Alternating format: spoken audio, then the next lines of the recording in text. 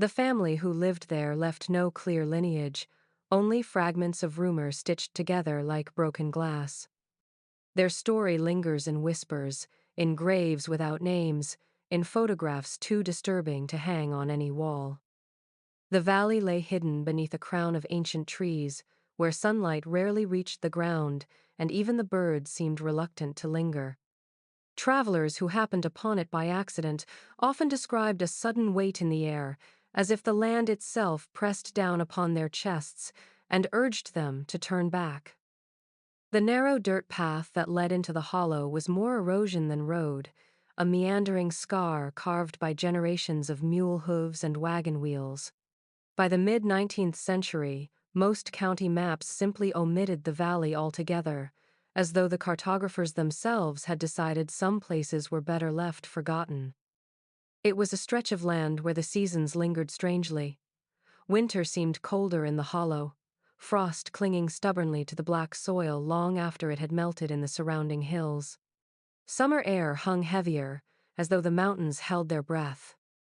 In autumn, when the forests elsewhere exploded with color, the valley's trees turned sickly and pale, their leaves browning at the edges as though poisoned. Hunters said game avoided it, deer skirting its edges, raccoons and foxes refusing to den in its tangled undergrowth. The few who settled there belonged to families who had nowhere else to go. Exiles, debtors, deserters, men and women who vanished from the record books and found in the valley a place where no one asked questions. The soil was too thin for real farming, but the people scratched a living from it all the same. Their cabins leaned against one another like drunks at a wake, patched with whatever scrap could be salvaged from the surrounding woods. Roofs sagged beneath moss and rot, yet the families within endured, stubborn as weeds sprouting between stones. Locals in neighboring towns gave the place a name, God's blind spot. It was not a term born from humor, but from a quiet superstition. The church bells that rang faithfully on Sundays in the villages beyond never reached the hollow. Prayers seemed to falter in the heavy air, words swallowed before they could rise. Pastors warned their flocks to avoid it, and mothers hushed their children whenever talk of the valley came up. And yet, stories trickled out like smoke from a smoldering fire. Whispers of strange families with pale eyes and twisted jaws. Of children who never spoke a word but stared at strangers with the unsettling calm of cattle. Of nights when laughter rang through the trees, but no human throat could be found to own it. These tales drifted outward into the world beyond the hollow, always carried with the same uneasy addendum. No one goes there by choice, and those who do seldom stay long. In time, the valley became more myth than geography, its inhabitants less a people than a cautionary tale. But those who knew, those who had glimpsed its narrow path or heard its phantom cries on the wind, carried the memory with them. For the valley was not forgotten, it was merely waiting. They were known only by fragments, half-remembered names that shifted depending on who told the story. Some swore the family were Harpers, descendants of a Revolutionary War soldier who disappeared into the hills and never came out again. Others insisted they were Holloways, offshoots of a clan that once ran a mill by the creek before the war burned it down. But when county officials went searching for records, births, marriages, deaths, they found almost nothing at all. The paper trail was broken, as if the family had slipped between cracks in the ledger of history and chosen never to crawl back out. What people did agree upon was that they had been there for as long as anyone could remember. Their cabin, a squat and sagging structure of rough-hewn logs, stood in the same clearing for generations. Roofs caved in, floors rotted out, but always the family rebuilt in the very same place, as though some tether bound them to that cursed patch of soil. Their livestock, when they had any, wandered freely among the trees, half wild and lean. Children grew into adults who looked unsettlingly like their parents, faces repeating themselves across decades like images in a foggy mirror. No one in the valley carried a Bible with the family names carefully inked in neat cursive, as most mountain folk did. If there were photographs, they were never shared, and no census taker ever managed to get a full accounting of the bloodline. Men rode up the valley road with their ledgers and questions, but the family gave answers that contradicted one another. One would say they were Harpers, another would say Holloways, and still another would grunt and say nothing at all. In time, the officials stopped asking. The people of the nearby towns came to speak of them simply as the ones up the hollow. They were a story traded across front porches and general store counters, their identity always more rumor than fact. The children were said to be pale, some with hair as white as milk, others with skin gray and waxy like candle drippings. Eyes too close together, jaws that jutted at odd angles, speech that came halting if it came at all. Those who caught glimpses of them claimed their faces were both familiar and strange, as though time itself had folded in on the bloodline, leaving them trapped in their own reflection. Whether Harpers or Holloways or something else entirely, their name no longer mattered. They had become the nameless family of the valley, a people without history, without future, bound together by blood alone. And in that silence where names should have been, something darker seemed to take root. The cabin squatted against the hillside, as though it had grown out of the earth itself, too stubborn to collapse, despite every reason it should have. Its logs were warped and splitting, the roof sagging under decades of rain and snow, patched in places with rusted tin sheets that clattered whenever the wind turned mean. The porch had long since given up the fight against gravity, bowing so sharply that it seemed one more winter storm would tear it away completely. Yet somehow, year after year, the structure endured. Like the family inside, it clung to existence not through strength, but through a refusal to vanish. Visitors spoke of the smell first. Even before the cabin came into sight, a sour dampness carried on the air the scent of earth that never fully dried, of mildew soaked into wood, of smoke clinging to fabric for generations. It was the odor of a place that had never known sunlight, where even summer's heat could not chase the chill from the stones of the hearth. Chickens wandered in and out through the doorless entry, scratching at the dirt floor inside as though they too were rightful tenants. Pigs had been seen rooting near the hearth, and dogs curled in corners so dark they might have been shadows themselves. Inside, the rooms, if they could be called, that were separated only by hanging quilts, threadbare and stained from years of smoke. Furniture was little more than stumps and crude benches hacked from nearby trees. A single iron bed frame sagged in one corner, springs groaning beneath its weight, while the rest of the family slept on piles of straw, sometimes sharing space with whatever animal sought shelter that night. Rainwater dripped steadily through holes in the roof into buckets that never seemed emptied, and in winter the wind shrieked through the cracks in the walls like a living thing. What struck outsiders most was not just the squalor, but the sense that the house resisted the natural order of decay. Other cabins of its era had long since rotted into nothing, reclaimed by moss and vines, their stones scattered in the weeds. Yet this one stood, its bones twisted and broken, but unyielding. Some said it was held up by more than timber, that the soil beneath it was poisoned by secrets, and the house fed upon them like roots drawing sustenance from the dark. At night, its windows glimmered faintly with lantern light, though no glass remained in the frames. The glow seemed to hover unnaturally, as if the house itself were alive and watching. Neighbors swore they heard voices carried on the wind, conversations too garbled to make out, yet unmistakably human. Few lingered long enough to confirm whether those whispers came from the family within or from the house itself, breathing with the strange persistence of something that should have died long ago, but refused to be buried. It was said the valley's curse began not with a crime of violence, but with a vow of loyalty so twisted it became its own undoing. Long before the Civil War, long before the valley had been named on even the oldest county maps, there lived a brother and sister who refused to part ways. They had been children when their parents died of fever, raised together in the isolation of the hollow, and by the time they were grown, the world beyond the trees had become something foreign and hostile.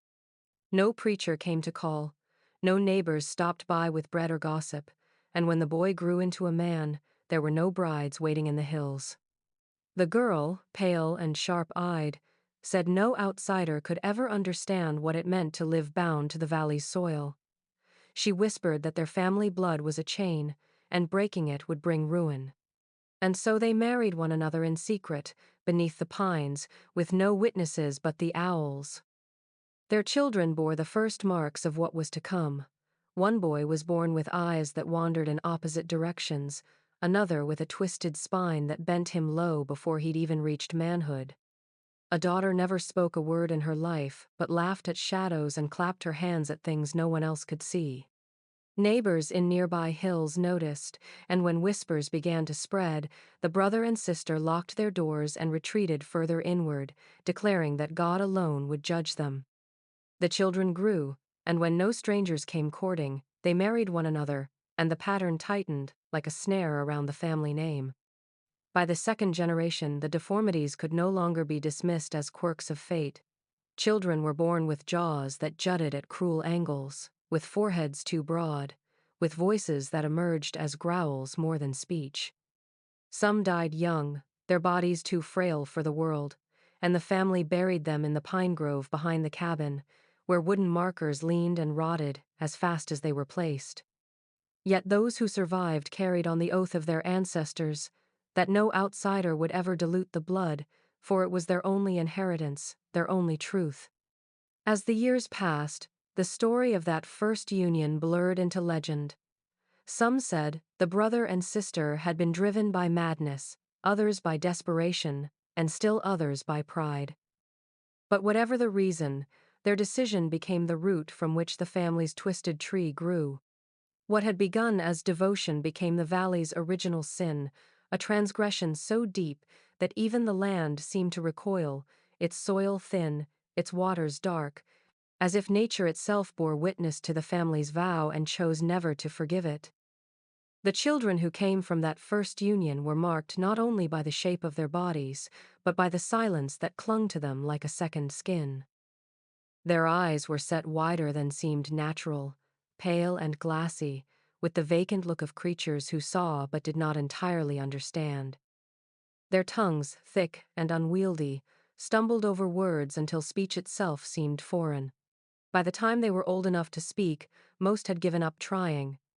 Instead, they relied on grunts and guttural noises that passed between them like a language all their own. Outsiders who overheard these strange exchanges swore it was not speech, but something older, primal, more animal than human. They could understand one another perfectly, though, and that was enough. One grunt meant hunger, another meant danger. A certain whistle summoned them together, while a sharp slap of the hand against the thigh was a signal to scatter.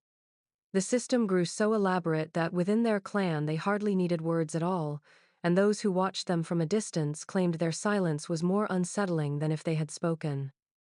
It was as though they had turned their backs on language, that most human of gifts, and retreated into something simpler, darker, more private. In the one-room cabin, nights were filled not with stories or songs as in other mountain homes, but with quiet broken only by the occasional hiss or grunt passed between siblings. They rarely cried as infants, as though sound itself was an effort they were unwilling to make. Mothers nursed them without lullabies, fathers rocked them without speaking, and when they were old enough to walk, they moved through the cabin like shadows. Silence became not only their habit but their inheritance. Neighbors in the surrounding hills avoided them, and for good reason.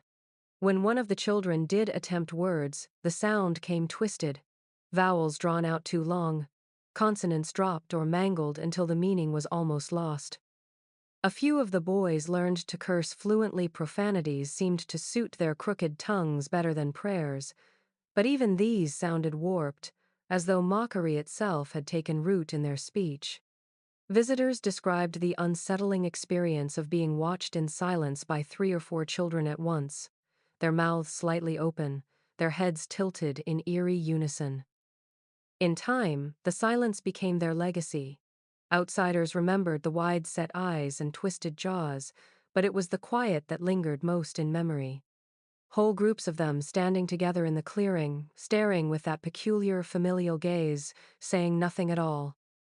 It was as if they had been born not merely without words, but without the need for them, a family bound together by something far older than language and far more disturbing than kinship alone. The valley did not welcome strangers. Those who came without invitation often found themselves swallowed whole, their names drifting through county records like ghosts with no graves. A peddler was the first, or at least the first people remembered. He had wandered into the hollow with his cart full of trinkets, needles, ribbons, tin cups, the small comforts that mountain families might trade for when coin was scarce. He was seen heading down the dirt road at dusk, his horse straining against the cart's weight. Weeks passed, and when he never returned to town, his name was entered in the sheriff's log as missing, presumed lost in the hills. The cart was never found, nor the horse, nor the man himself. Some said they saw his red scarf later, tied around a child's neck at a gathering in the valley, though no one dared to ask where it had come from. A few years later it was a preacher, one of the wandering kind who drifted from settlement to settlement, eager to spread the word where no permanent church had been built. He had thundered at the tavern one night that God had sent him to cast light into the devil's hollow, and a handful of men watched him ride out the next morning, Bible clutched to his chest. They expected him to return by evening with stories of the strange family, perhaps even a soul or two won to salvation. Instead, he vanished like smoke in the pines. His horse turned up days later, wandering near the river, saddle torn and empty. The census man came decades after that, a government employee sent with strict orders to count every family in the county. He was meticulous in his work, asking names and writing them carefully into his ledger. He left a boarding house in town one morning with his satchel full of forms and was never seen again. His ledger was found some weeks later in the creek, its pages soaked and torn, but among the ruined ink was one entry written clearly enough to read. Asterisk family unknown, no surname provided, 7 children, none speak. Asterisk. People told these stories in hushed voices, always with a nervous glance toward the valley. The disappearances were never proven crimes, but the timing and the silence around them left little doubt. Mothers warned their sons never to follow the road that led into the hollow, and hunters learned to skirt its edge, even if game trails tempted them inside. The land seemed hungry, and those who wandered too far into its shadow simply became part of its silence, as though the earth itself had swallowed them whole. On moonlit nights, when the valley lay drowned in silence, there were stories of a figure who moved along the water's edge. She was said to be a woman, though her outline seemed too thin, too fragile, as if her body were made of mist that might scatter with a strong wind. Those who claimed to have seen her swore her skin was pale as river stone, her face washed of expression, her eyes vacant pools that reflected no light. She would kneel at the creek, dipping her arms into the current again and again, scrubbing at her skin with a frantic insistence, though no dirt clung to her. It was as if she sought to peel something invisible from herself, something the water could never carry away. Hunters spoke of stumbling across her by accident, following deer trails until the sound of water drew them near. They would freeze when they saw her bent form, hair plastered to her skull, movements jerky like a puppet tugged by uneven strings. She never looked at them, never spoke, only continued her ritual washing as though their presence were of no consequence. Those who watched too long described a sick feeling rising in their stomachs, a heaviness that urged them to retreat. And always, when they turned back, they felt her absence pressing behind them, as if she had finally noticed but chosen not to follow. Some believed she was one of the Valley daughters, grown strange from years of isolation and bloodlines looping back upon themselves. Others whispered she was no living woman at all, but the spirit of a sister buried in the pine grove, restless and unclean, doomed to wash herself forever in the dark water. There was one tale of a boy from town who boasted he would prove her human. He followed the creek with his lantern, laughing when the pale shape came into view, but the laughter curdled in his throat. He said later her head snapped toward him in a motion too sharp, too sudden, as though her neck might break from the force. Her eyes caught the light of his lantern, and for a heartbeat he saw nothing inside them at all. He fled, dropping the lantern, and swore never to return. Whether flesh or phantom, the woman in the creek became another reason to avoid the valley after dark. Parents told their children not to wander near running water, and travelers quickened their pace if they heard the splash of footsteps in the shallows at night. What unsettled them most was not that she might appear, but that she never seemed to leave. The creek ran on through every season, and with it, the figure endured scrubbing, as if trying to erase a stain the world would never see. It began with the turning of the leaves, when the hills burned with red and gold and the air grew sharp with the promise of frost. Hunters, who knew the woods better than most, spoke of a sound that rose from the valley each autumn evening as the sun dipped behind the ridges. It was not the cry of fox or bobcat, though some tried to claim it was. Those who had heard it shook their heads, saying the sound carried something more, something that did not belong to any beast of the forest. It was higher, thinner, like the wail of a child left in the cold. The first time a man heard it, he would pause, listening hard, certain a baby had been abandoned in the brush. But the longer he listened, the more his skin prickled, for the noise did not fade or move as a child's would. It lingered, steady and strange, stretching across the valley as if the hills themselves were breathing sorrow. Men who had spent their lives in the timber camps admitted the sound unsettled them. Some swore it came from the creek bed, a keening that rose with the fog. Others said it drifted down from the pines behind the old cabin, carried on the wind like a warning. A few hunters spoke of hearing it so near that the hair on their necks bristled, though when they turned there was nothing there, only the empty woods and the settling dark. Dogs would not track on nights when the sound began. They tucked their tails and whined, refusing to move forward, no matter how hard their masters urged them. The valley people never offered explanations. When pressed, they simply looked away or muttered that the hills carried echoes, old ones best left alone. Yet some admitted, after a jug of whiskey loosened their tongues, that the sound had been heard for generations. Grandfathers had warned of it, and their fathers before them, always in the fall when the earth was preparing to sleep. More than one man claimed the noise was the crying of those buried in the pine grove, their voices seeping up through the soil to remind the living of debts unpaid. Others whispered it was the women of the family, their tongues too thick for speech, trying to call out in whatever way they could. Whatever its source, the sound always stopped the same way it began suddenly, in the middle of a breath, as though cut short by a hand no one could see. Silence would settle heavy after, the kind of silence that made men hurry back down the mountain, swearing never to return at dusk again. Yet each year, when the leaves turned and the first frost bit the air, the wailing rose once more, a reminder that some valleys keep their secrets not in shadows, but in sound. They were spoken of in whispers, those two boys who trailed behind their mother like shadows that had learned to walk. Identical in every feature, they carried the same pallid skin, the same lank hair that clung to their foreheads, and the same hollow gaze that unsettled even the hardiest men of the hills. Their feet were always bare, no matter the season, their soles blackened and cracked from years of stone and frost.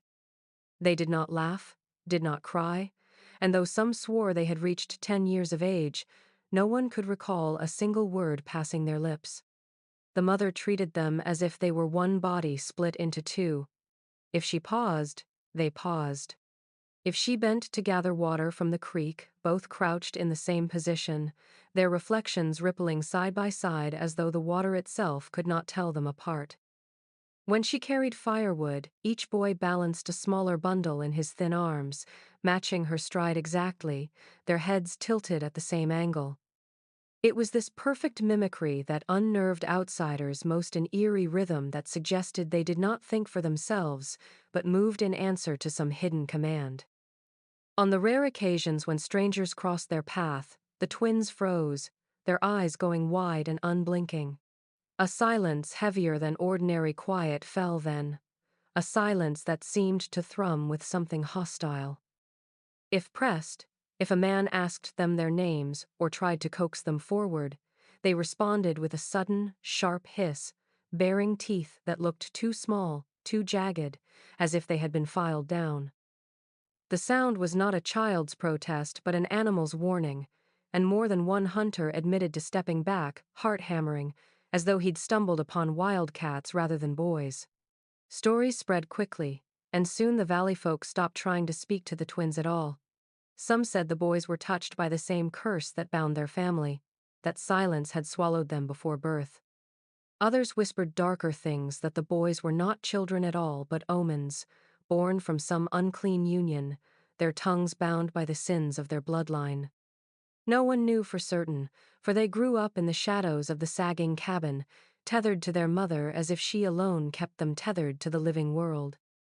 What unsettled the neighbors most was not their silence, nor even their hiss, but the way their vacant eyes followed. Wherever one moved, both heads turned in unison, their stares flat and unreadable, like two mirrors reflecting nothing back. To meet their gaze was to feel stripped of name and place, as though the boys could see you only as prey. The graveyard lay just beyond the sagging cabin, tucked beneath a stand of pines whose roots writhed like veins across the ground. It was not a true cemetery, not the kind found beside whitewashed churches where the dead rested under polished stones and scripture. This was little more than a patch of soil, uneven and too frequently disturbed, a place where death seemed as common as the seasons.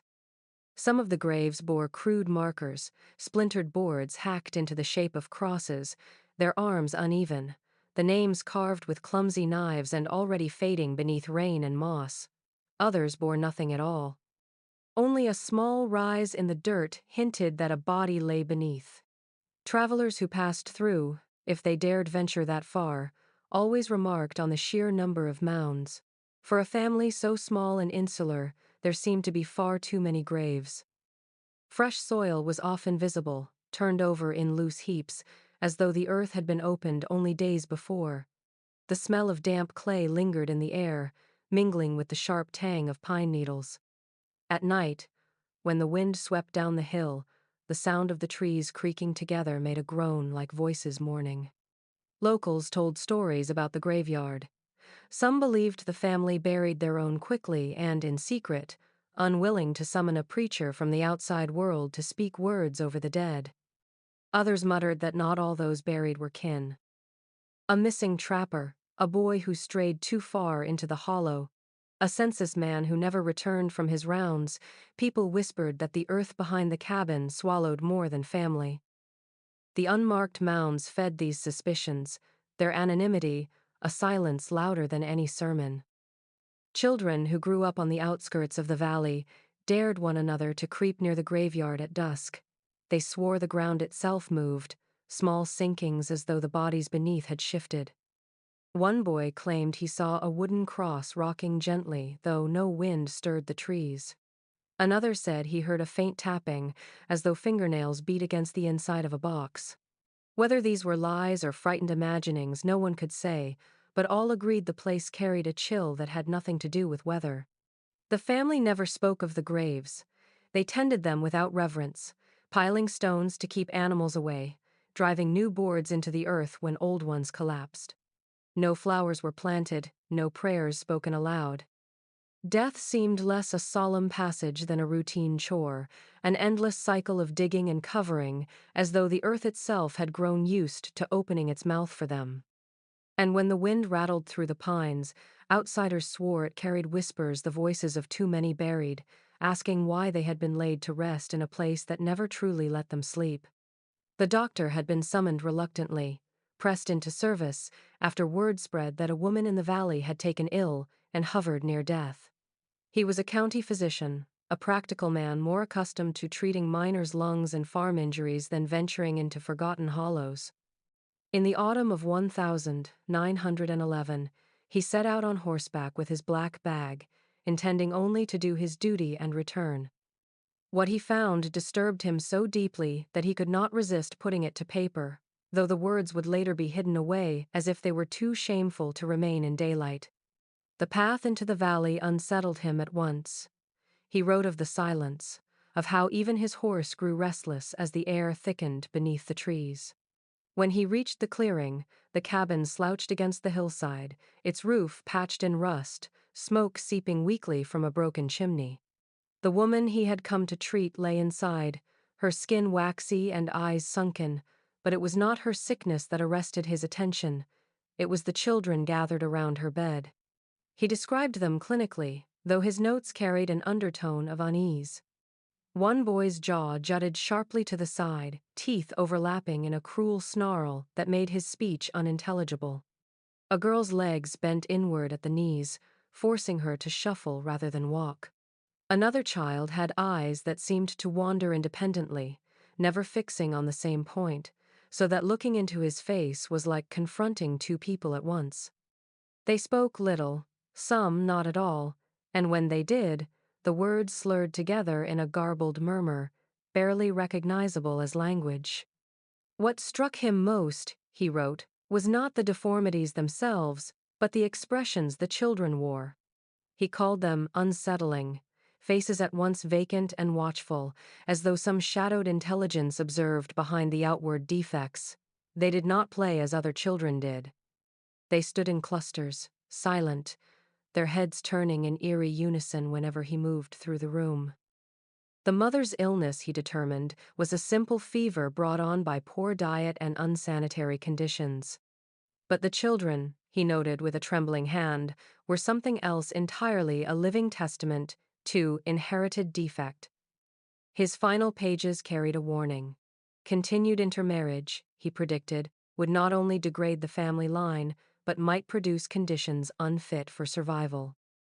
Yet he also wrote of fear, admitting that as he left the valley he felt eyes on him from the tree line, and he quickened his pace until the hills closed behind him. The report was filed with the county office, stamped and catalogued. Within a month, it was locked away, never spoken of again. Too many people had reason not to stir the memory. But the paper remained, hidden in the archives, a quiet testimony that what others only whispered about had once been witnessed, and carefully, dreadfully, put into writing. She came in the spring, when the mountain laurels were blooming, and the air carried the first warmth of the season. A missionary teacher from one of the church societies in town, she believed no child was beyond the reach of God or learning. Her name was recorded only briefly in church minutes: Miss Crawford, young, unmarried, and determined. She carried with her a satchel of worn primers, a slate board, and the certainty that she could bring light to a place long starved of it. The valley people met her with their usual silence, but they did not turn her away. Perhaps they were curious, or perhaps they knew curiosity could be a kind of trap. Miss Crawford set her lessons in the sagging cabin itself. She arranged the children on crude benches, their thin frames crowded together, their wide-set eyes never leaving her face. At first, she took their silence for shyness, the awkwardness of children unaccustomed to strangers. She spoke gently, coaxing them to trace letters in the dirt, to repeat the simplest words after her. But their mouths opened only reluctantly, sounds dragged from their throats in guttural syllables that mangled every word. Some did not attempt speech at all, merely staring, lips parted slightly, as though waiting for her to finish so they could return to whatever world they inhabited in their minds. It was their eyes that unsettled her most. Pale, unfocused, yet intent in a way she could not explain. She described it later as the feeling of being studied, not by children, but by something older, something that had no place in small, fragile bodies. When she turned to write on the slate, she felt the weight of their gaze burning between her shoulders. When she knelt to guide a small hand over a crooked letter, she caught another child leaning close, his eyes unblinking inches from her cheek. At night, she lay awake in the small room they had given her, certain she heard soft feet shuffling outside her door, the faint hiss of whispers in that strange guttural code the family seemed to share. By the end of the first week, her cheerful tone had sharpened. By the second, her hands trembled when she gathered her books. On the 21st day, she abandoned her post altogether, walking out of the valley before dawn with nothing but her satchel and her Bible. When she reached town, she swore before the elders that no power on earth would drag her back. She said the children's eyes had followed her even when her back was turned, as though they were reading thoughts she had never spoken. Her words were dismissed by some as female hysteria, yet no other teacher volunteered to replace her. The attempt at education was quietly erased from the record, leaving only her haunted testimony and the memory of those unblinking eyes, watching her every move. The land around the cabin was poor, stony ground that yielded little more than patches of corn and a few scraggly beans in the summer. What crops did sprout were stunted, their leaves yellowed, their stalks brittle, as if the very soil refused to nourish what grew upon it. The family tilled anyway, scratching at the dirt with bent tools, but they knew their bellies would never be filled by what came from the earth. Hunger was as constant as the shifting seasons, gnawing at them through long winters and lean springs, a shadow that never left the valley. So they turned to the hills. Traps were set for rabbits and squirrels, their crude wire snares hidden among the roots of old oaks. Children carried the limp bodies home in small hands, their eyes expressionless as they dangled the catches by their tails.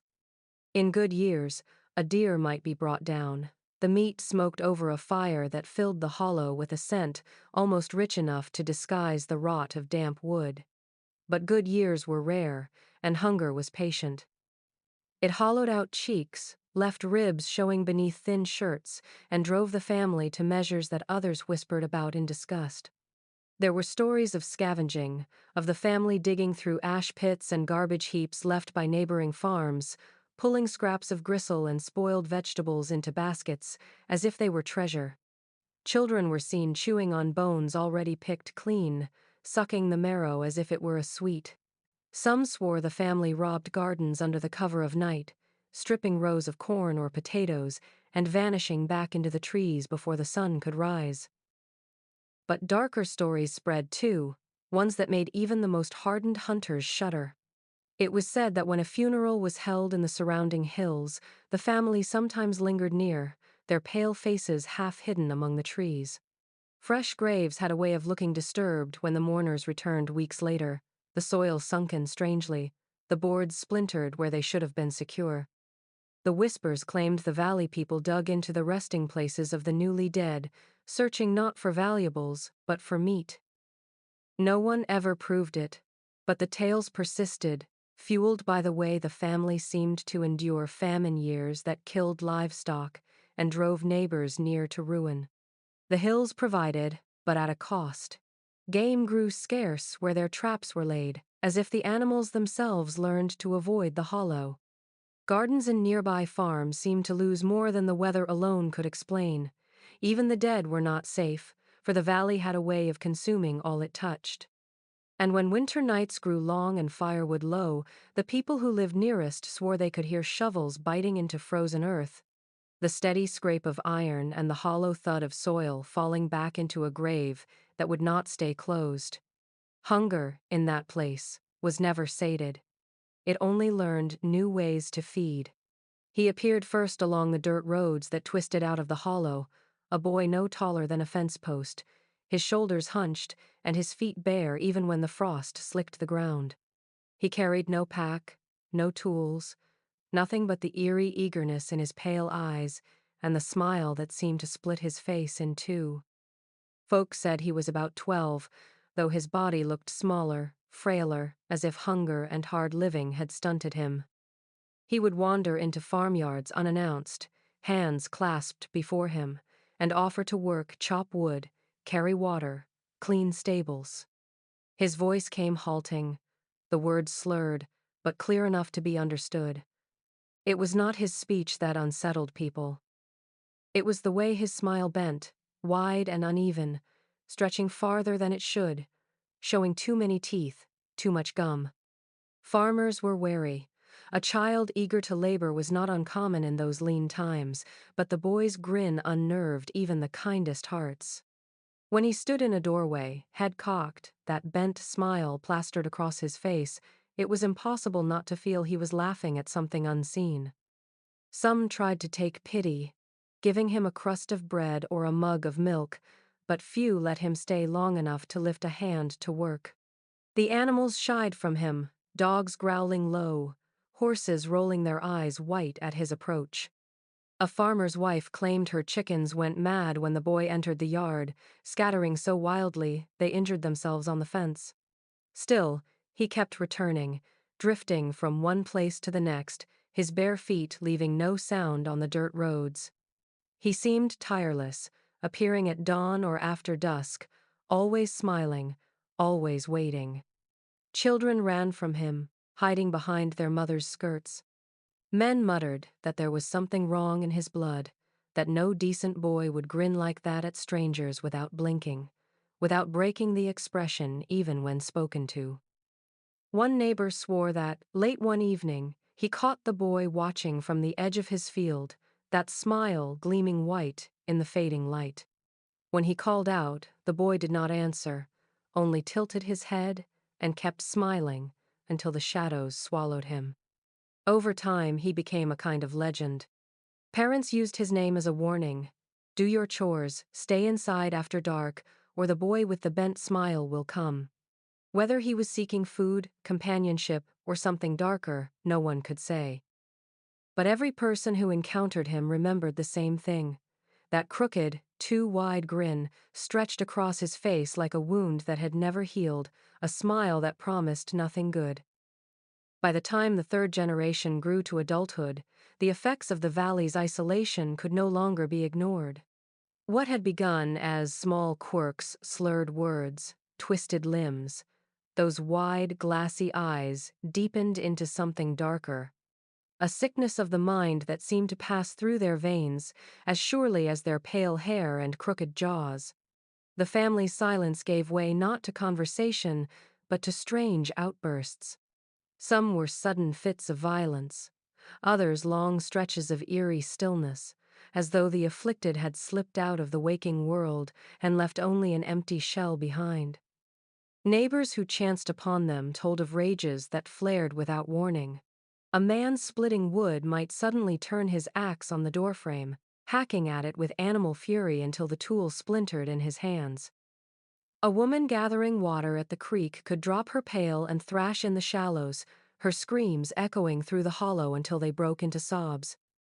Children, small and pale, were seen clawing at their own arms until blood ran down their wrists, stopping only when an older relative pulled them away and bound their hands. These episodes passed as quickly as they came, leaving the family members blank-eyed and exhausted, as though they themselves did not understand what had taken hold. At other times, the opposite happened. Whole days would pass with one of them sitting motionless on the porch or crouched in the dirt beside the cabin, their eyes fixed on nothing. They did not eat, did not speak, did not blink until someone shook them from their stupor. The stillness unsettled outsiders more than the rages. It was as if the body remained, but the mind had stepped elsewhere, into a place no one else could follow. Doctors never came again after 1911, and so there were no formal diagnoses, no names for what afflicted them. But in town, people whispered about madness in the bloodline, about curses that bred inside the family's walls. Some compared them to animals born too long in the same pen, their features collapsing, their instincts turning on themselves. Others believed the sickness was punishment, God's judgment for the sins of the brother and sister who had first bound the family together in ways they never should have.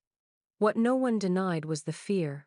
The valley folk did not wander beyond their hollow often, but when they did, people watched for signs of an episode.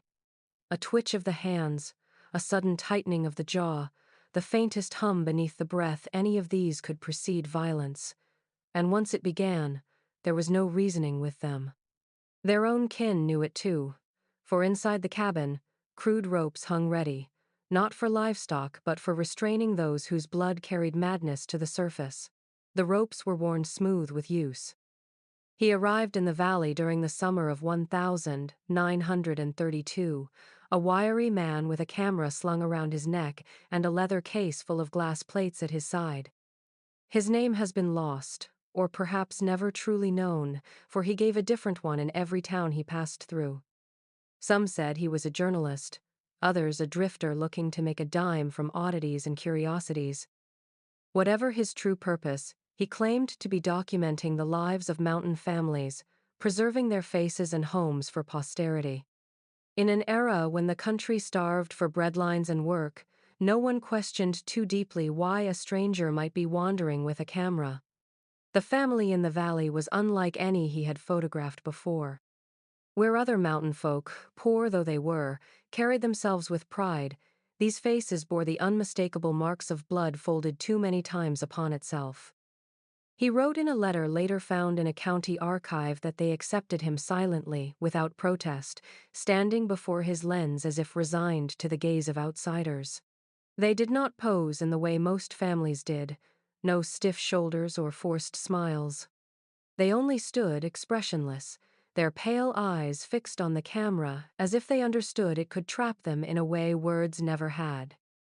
The images he captured were said to be haunting beyond measure. In one, two boys with identical twisted jaws leaned against the cabin wall, their bare feet caked in mud, their eyes wide and vacant. In another, an elderly woman sat in a chair with her hands folded, but her fingers bent inward at grotesque angles, curling against her palms like claws. A third showed three young girls standing in the pine graveyard, their dresses patched and torn, their faces blurred not from movement but from something in their features that seemed unwilling to stay fixed. When the photographer returned to town, he showed a few prints in a tavern, expecting curiosity and perhaps pity. Instead, the room fell into an uneasy silence. One man crossed himself. Another muttered that some things should never be captured on film. The photographs, stark in their detail, made the whispers about the valley flesh and bone. They revealed deformities too clear to be dismissed as rumor. Eyes set too far apart, smiles stretched unnaturally wide, bodies caught halfway between child and animal. Most of those images have vanished. A few were said to be burned by families who could not bear to keep them, others locked away in archives, mislabeled or forgotten. Only a handful are rumored to exist today, yellowed at the edges, the figures within staring out with that same vacant intensity. Those who claim to have seen them say the photographs seem alive, as though the subjects are still watching through the grain and shadow, their silence pressing through the glass. The alarm began when a farmer's daughter failed to come home one evening, her trail vanishing where the dirt road narrowed into the tree line. She had been out picking berries, the sort of errand no one thought twice about, but when the sun dipped low and her basket lay abandoned in the weeds, panic set in. A search party was formed, lanterns swinging through the woods, voices calling her name into the darkness. Hours later, a single shoe was found near the entrance to the valley, the kind of scuffed, worn thing a child wears, until the leather gives way. It was enough to turn every eye toward the hollow. The sheriff at the time was a hard man, veteran of the Great War, not given to superstition. He gathered 6 deputies and a handful of volunteers, men with rifles across their backs and nerves wound tight as wire. They entered the valley at first light, horses stamping nervously as if reluctant to pass beneath the leaning pines. Neighbors waited on the ridge, watching the figures disappear into the shadowed path, their whispers carried by the wind. What happened inside was never written down in detail. The men spoke of it only once, and then only in fragments, their words heavy with something they could not quite name. They described the silence that deepened with every step, broken only by the crunch of leaves underfoot. They said the cabin appeared suddenly, hunched against the hillside, its smoke curling thin and black into the morning sky. And they said the family was waiting for them, rows of pale faces staring out from the porch, children and grown alike, their eyes unblinking, their mouths curved in strange half-smiles that revealed nothing. The sheriff called out, demanding to know if the girl had been there. No answer came.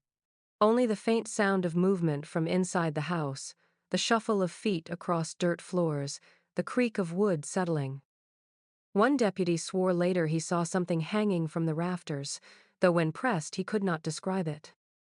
Another claimed the graveyard in the pines looked newly disturbed, the soil too soft, as though something had been buried or unearthed within the past night.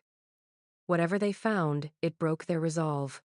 The men returned hours later, their faces ashen, their rifles untouched. The sheriff, usually a man of blunt words, gave only one instruction to the gathered crowd: stay out.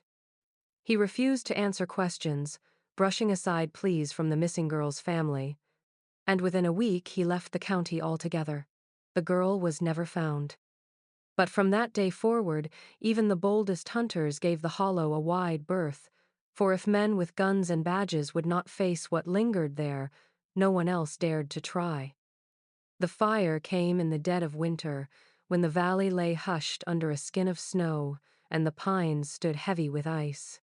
Smoke was first seen curling against the pale sky at dawn, black and thick, carrying with it the bitter smell of burning pine pitch and something else, something sharper that made men swallow hard when they caught it on the wind. By the time neighbors reached the ridge, flames had already swallowed the cabin, licking high into the branches, sparks leaping like fireflies into the frozen air. There were screams at first, thin and ragged, carried on the wind until they dwindled into nothing. No one dared cross into the hollow to help. Men stood with their hats in their hands, staring down into the valley, while the snow reflected the glow of the blaze like a false sunrise. Some swore they saw figures moving inside the fire, pale arms reaching through collapsing beams, only to vanish in the roar of smoke and flame. By midday, the cabin had been reduced to a skeleton of charred timbers, still hissing and crackling as the snow melted around it in blackened pools. Rumors spread quickly. Some said the fire started by accident, a spark from the hearth catching on the dry moss stuffed between the logs. Others muttered darker things, that a match had been struck deliberately, that someone from outside the valley had finally grown tired of the whispers, the fear. The missing livestock and children's shoes left too close to the hollow, but no proof was ever found, and no one came forward to claim the act. In the end, the fire became another story folded into the valley's long history of silence. When the smoke cleared, the damage was counted. Several of the family were gone, burned beyond recognition or buried beneath the collapse. The pines behind the cabin stood blackened, their needles turned to ash. For most families, such a loss would have driven them away, forced them to seek shelter elsewhere, but not this one. Within weeks, the survivors began to rebuild on the very same foundation, hammering warped boards into place, covering gaps with sheets of rusted tin pulled from the ashes. By spring, the cabin stood again, leaning just as it always had, as though nothing had happened. Those who watched from the ridge said it was as if the fire had never touched them, as if death inside those flames was just another season to endure. They rebuilt with the same grim persistence as planting or hunting, their silence unbroken, their blank eyes fixed on the world beyond the hollow. To outsiders, it was proof enough that the family carried something more than blood in their veins. Fire could not drive them out, misfortune could not scatter them. They belonged to that cursed patch of earth, bound to it as tightly as the graves beneath the pines, and they would remain until the valley itself swallowed them whole. By the time the 1,960 seconds rolled across the mountains, the valley was nearly silent.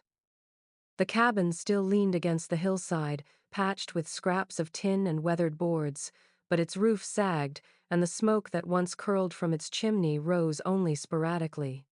Where once there had been clusters of pale children, only a few figures remained thin, spectral shapes moving between cabin and creek, their bodies worn by years of hunger and sickness, their bloodline folding in on itself until there was almost nothing left.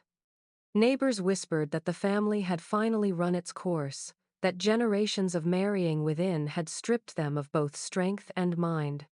Those who were seen outside the hollow wandered aimlessly, their movements slow, their stares vacant. They no longer came begging for work or scraps. They simply drifted, barefoot even in the cold, as if unaware of their own bodies. Sometimes one would appear at the edge of a farm field, watching without expression until the farmer shouted them away. Other times they were glimpsed by the roadside, gazing blankly at passing cars as though they had never seen such machines before.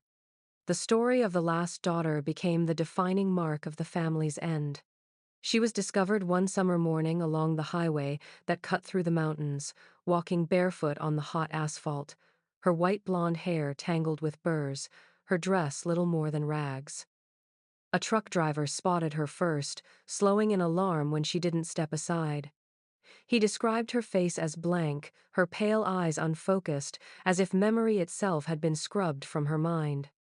When asked her name, she only tilted her head, lips moving soundlessly. The sheriff's deputies brought her into town, where she sat in the corner of the station, rocking slightly, her gaze fixed on the floor. She ate the food they offered but showed no recognition of anything or anyone. Old-timers who came to see her swore she was one of the valley's last, her features unmistakable. The wide-set eyes, the sloping jaw, the strange, crooked smile that flickered across her face without reason. She was placed briefly in a state institution, where records described her as unresponsive, childlike, with no evident grasp of identity or past. The cabin, they said, was abandoned not long after. Weeds overtook the clearing, and the graveyard in the pines grew wild with brambles. The last daughter lived out her days in silence, far from the hollow that had shaped her memory gone, her bloodline ended. Yet even stripped of history, she carried in her face the echoes of the valley's long curse, a final remnant of a family whose name was never truly known, and whose story would remain, like the valley itself, half remembered, half forgotten, yet never entirely gone. The valley lies quiet now, its dirt paths swallowed by moss and undergrowth, the cabin long since collapsed into a scatter of timbers blackened by rot and weather. Pines have pressed close again, reclaiming the ground where generations once scratched out a life. Only the graves remain, crooked wooden markers leaning among the brambles, some fallen entirely, others carved so faintly their names are unreadable. To the casual eye, it looks like nothing more than another forgotten patch of the Appalachian foothills, a place where nature has hidden the scars of human habitation. Yet those who have reason to linger know the hollow is not entirely still. Hunters, braver than most, say they have heard it. A strange laughter carried on the dusk wind, thin and reedy, too human to be animal, too warped to be real. It drifts through the trees just as the light is fading, rising and falling in a way that chills the skin. Some swear it is the echo of children, though no children have lived there for half a century. Others insist it is not laughter at all, but the sound of something caught between sobbing and screaming, too distant to follow, too close to ignore. Dogs refuse to enter, hackles raised, eyes rolling white, their bodies trembling until their masters drag them away. Old photographs, the few that escaped fire or secrecy, still circulate in whispers. Grainy portraits passed hand to hand, never shown too openly, for the faces within unsettle even the modern eye. The wide stares, the slack jaws, the bent smiles they seem to press outward from the paper, daring the viewer to hold their gaze. Families that own them often keep them hidden in attics or drawers, unable to destroy them yet unwilling to let them linger in plain sight. Those images, stark in their black and white clarity, have become a kind of proof that the valley's legends were not born of drunken tales, but of flesh and blood that lived and suffered there. The bloodline itself ended with silence, collapsing under the weight of its own isolation. No descendants remained to tell the story, no kin to carry the name, whatever it might have truly been. Yet the memory lingers, woven into warnings whispered to children who stray too far into the hills. Stay clear of the hollow, they say. Don't follow the laughter at dusk. The place may be empty, but echoes have a way of enduring, long after the voices that made them are gone. In the Appalachian night, where fog gathers low and the trees lean heavy, the valley waits patient, hidden, and never entirely forgotten.